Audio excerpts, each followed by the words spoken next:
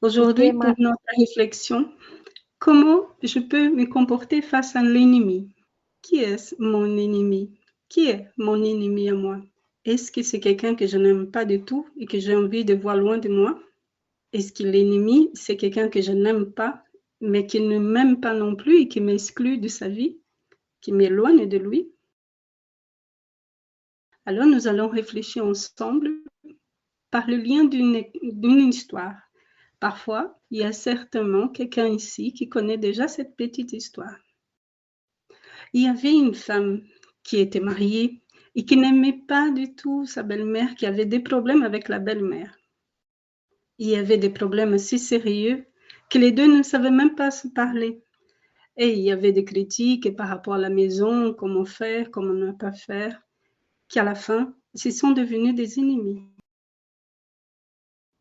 Et cette femme, elle était tellement fatiguée de la belle-mère qui s'y mettait à tout, s'y mélangeait à tout, s'y mêlait à tout. Et finalement, elle a pris une décision. Elle allait éliminer de sa vie l'influence de la belle-mère. Elle cherche quelqu'un pour préparer un poison pour la belle-mère, pour elle. Et elle a réussi à trouver. Avant de lui donner le flacon avec le poison, la personne, elle a dit, mais attention. Et elle était tellement fâchée avec la belle-mère, mais tellement enragée qu'elle a dit, je vais faire très attention et vous pouvez lui parler. Tu dois être très attentionné et tu dois donner quelques petites gouttes simplement par jour. Et comme cela, l'effet, il va arriver tout doucement. Parce que si tu les donnes tout d'une seule fois, les gens vont être soupçonnés. Alors, il faut donner 5 gouttes à la fois. Il y a encore quelque chose d'autre. Tu dois lui servir avec une tasse de thé ou de café et la soigner, la traiter avec beaucoup d'attention, beaucoup d'affection aussi. Tous les jours, tu vas lui proposer ce thé avec toute ta tendresse, toute ton attention. Tous les jours, tu vas lui porter. Et elle est sortie de là-bas très heureuse avec le poison dans les mains pour éliminer ces problèmes qu'elle avait à la maison. Et tous les jours, elle a passé à porter le café, le thé pour la belle-mère et rester quelques minutes avec elle, en parlant un peu, en étant éduquée, polie, gentille. À l'intérieur d'elle-même, elle était très fâchée, très énervée. Elle n'attendait pas le moment venu pour que la belle-mère finalement disparaisse. Mais elle suivait exactement la règle que le monsieur l'avait dit. Et tous les jours, elle a porté le poison, elle a parlé avec sa belle-mère et après elle est revenue à la maison en attendant, en espérant l'effet de poison arriver. Les jours se sont passés, elle ne voyait pas l'effet de ces médicaments, mais elle a commencé à réfléchir. Et là, elle est revenue sur ses pas et elle a été parler avec la personne qui a préparé le poison. Oh, je regrette, je ne veux plus qu'elle est morte, je ne veux plus qu'elle soit... Non, c'est fini, qu'est-ce que je peux faire pour arrêter tout cela?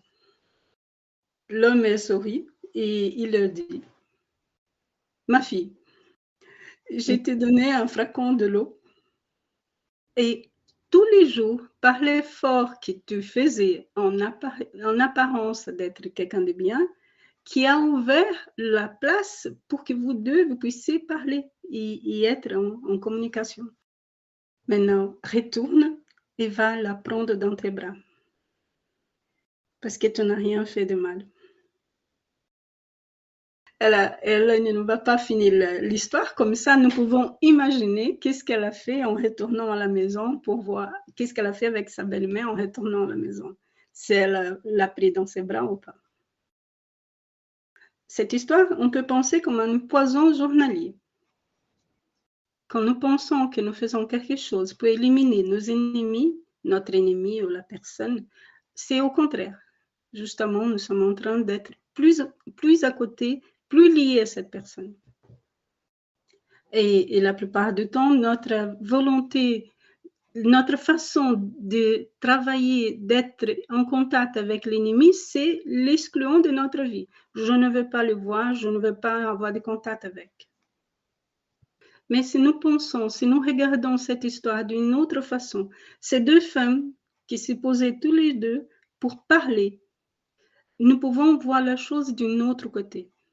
Et dans ce moment-là, nous pouvons voir que la dame, la jeune femme de l'histoire, la belle fille, elle a pu regarder sa belle-mère d'une autre façon. Cette femme, elle a la douleur aussi, elle sent la douleur, elle est blessée, elle aime aussi, elle a les sentiments qu'elle-même, elle a. Est-ce que nous ne pouvons pas imaginer et se poser pour un instant qu'un ennemi ou un ex-ami, ce n'était pas simplement une relation qui n'a pas abouti?